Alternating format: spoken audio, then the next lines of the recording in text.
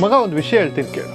ಮೊನ್ನೆ ನಾನೊಂದು ಶೂ ತೊಗೊಂಡೆ, ನೋಡೋಕೆ ಸಖತ್ತಾಗಿತ್ತು, ಬ್ರ್ಯಾಂಡೆಡ್ ಬೇರೆ, ಆದರೆ ಸ್ವಲ್ಪ ಟೈಟ್ ಆಗಿತ್ತು. ಪರವಾಗಿಲ್ಲ ಬಿಡು, ಹಾಕೋತಾ ಲೂಸ್ ಆಗುತ್ತೆ, ಸರಿ ಹೋಗುತ್ತೆ ಅಂತ ತಗೊಂಡು ಬಂದೆ.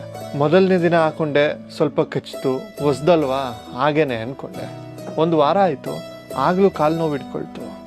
ನಾನೇನು ಮಾಡಿದೆ ಗೊತ್ತಾ, ಶೂ ಬಿಡೋಕ್ಕಾಗದೆ, ಆ ಶೂ ಬಿಡೋಕ್ಕೆ ಇಷ್ಟ ಇಲ್ಲದೆ ಕಾಲಿಗೆ ಬ್ಯಾಂಡೇಜ್ ಸುತ್ತಕೊಂಡು ಅದೇ ಶೂ ಹಾಕೊಂಡು ಓಡಾಡೋಕೆ ಶುರು ಮಾಡಿದೆ. ಕೊನೆಗೇನಾಯಿತು, ಕಾಲು ಪೂರ್ತಿ ಉಣ್ಣಾಯಿತು, ನಡೆಯೋಕ್ಕಾಗದೇ ಇರೋಷ್ಟು ಕಷ್ಟ ಆಯಿತು. ಆಗ ನನಗೊಂದು ವಿಷಯ ಅರ್ಥ ಆಯಿತು. ನಾವು ಜೀವನದಲ್ಲಿ ಕೆಲವು ರಿಲೇಷನ್ಶಿಪ್ಗಳನ್ನ, ಕೆಲವು ಕೆಲಸದ ಜಾಗಗಳನ್ನ ಅಥವಾ ಕೆಲವು ಸ್ನೇಹಗಳನ್ನ ಕೂಡ ಇದೇ ರೀತಿ ಹ್ಯಾಂಡಲ್ ಮಾಡ್ತೀವಿ ಅಲ್ವಾ. ಇವತ್ತು ಸರಿ ಹೋಗುತ್ತೆ, ನಾಳೆ ಅರ್ಥ ಮಾಡ್ಕೊಳ್ತಾರೆ, ನಾನೇ ಸ್ವಲ್ಪ ಅಡ್ಜಸ್ಟ್ ಆಗ್ತೀನಿ ಅಂತ ನಮ್ಮ ನೆಮ್ಮದಿಗೆ, ನಮ್ಮ ಸ್ವಾಭಿಮಾನಕ್ಕೆ ನಾವೇ ಬ್ಯಾಂಡೇಜ್ ಸುತ್ತಕೊಂಡು ಕಾಂಪ್ರಮೈಸ್ ಆಗ್ತಾ ಇರ್ತೀವಿ. ಆದರೆ ನೆನ್ಪಿಟ್ಕೋ, ಆ ಶೂ ನಿನ್ನ ಕಾಲ್ಗೆ ಆಗ್ತಾ ಇಲ್ಲ ಅಂದರೆ ಅದು ನಿನ್ನ ಕಾಲು ತಪ್ಪಲ್ಲ, ಆ ಶೂ ನಿನಗೋಸ್ಕರ ಮಾಡಿದ್ದೇ ಅಲ್ಲ ಅಂತ ಅರ್ಥ.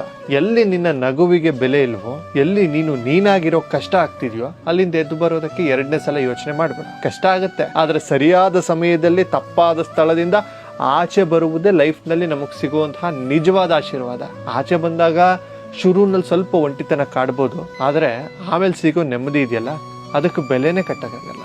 ನಿನ್ನ ಫ್ರೆಂಡ್ ಲಿಸ್ಟ್ನಲ್ಲಿ ಯಾರಾದರೂ ಈ ಥರ ಸೈಲೆಂಟಾಗಿ ಕಷ್ಟಪಡ್ತಾ ಇದ್ರೆ, ಕನ್ಫ್ಯೂಷನ್ನಲ್ಲಿದ್ದರೆ ಅವ್ರಿಗೆ ಈ ವಿಡಿಯೋನ ಕಳಿಸು, ನಾನಿದ್ದೀನಿ ಅಂತ ಒಂದು ಧೈರ್ಯ ಕೊಡು.